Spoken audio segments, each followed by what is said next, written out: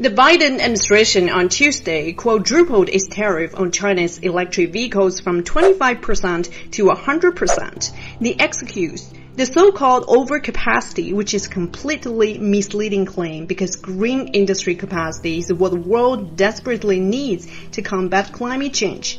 When China, with a forward-thinking mindset to tackle the climate change crisis, started many years ago to develop its green industry capacity, build up economics of scale, efficient supply chains, lowering the cost of solar panels, electric vehicles, and batteries, what was America doing?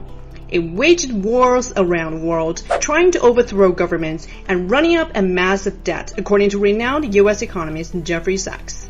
The U.S. even pulled out of the Paris Climate Agreement for 4 precious years, undercutting global efforts to fight climate change.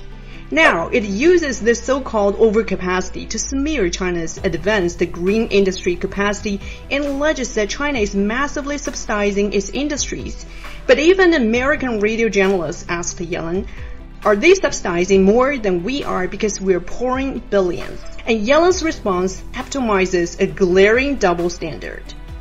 The Biden administration resort to protectionism sets a very bad example for the world.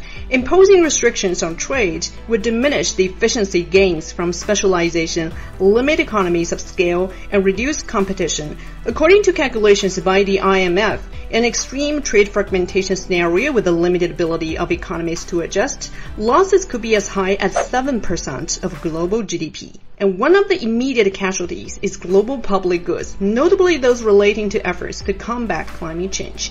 The United States, on one hand, shows its undercapacity in dealing with the crisis, while on the other, hampers other countries' efforts and smears others. U.S. Treasury Secretary Janet Yellen even said she hopes China doesn't mount a significant trade retaliation. In the 1980s, Japan's auto industry was booming and was threatening American car industry. After pressure from the U.S., Japan agreed to a voluntary export restraint program. The U.S. may hope China now becomes the next Japan, which is very funny because China is not Japan.